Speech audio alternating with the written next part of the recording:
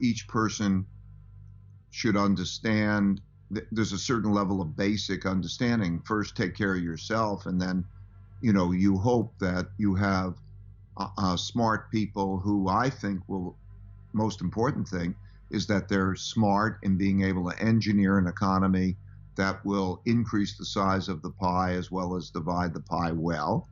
And then also that this is done in a non-antagonistic way. Smart people working together in a bipartisan way have the capacity of managing this well.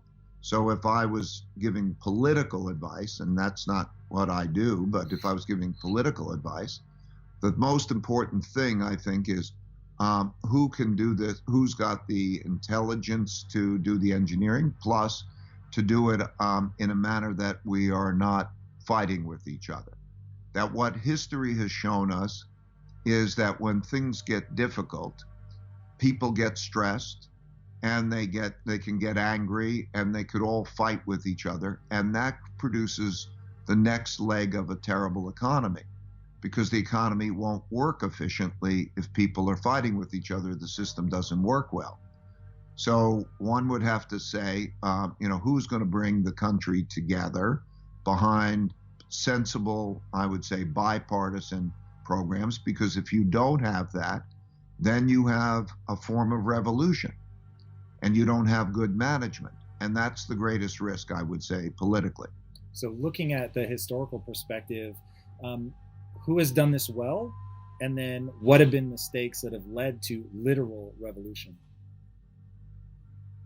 Well, an example of well would be the differences in the way Roosevelt did it. So again, 1929 to 32, interest rates hit zero. They print money. We had a large wealth gap. And then they sat down and they figured out, how do we keep it orderly and how do we change the circumstances with whether it's taxes or how do you reorganize it so that the system works well. There is a risk also at the same time, because the world is going through that. There's a risk of conflict. So in Germany, Hitler came in power in 1933. And he came in power in 1933 because there was a lot of internal fighting as to try to produce order, because everybody, the left and the right, the communists and the fascists, and they're all fighting about wealth, because everybody's fighting about wealth when you have a downturn.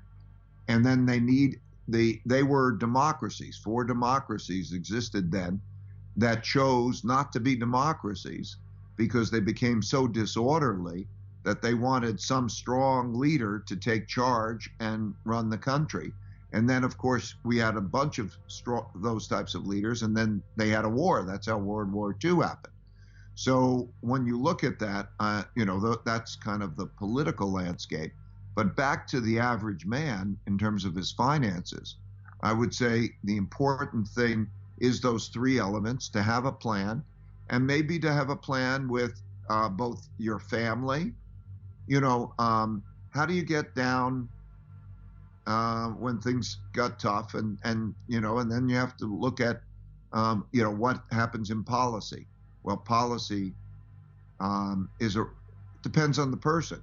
Some people would understand more about policy than other people. So it depends on what they should do. Depends on what they're able to do well.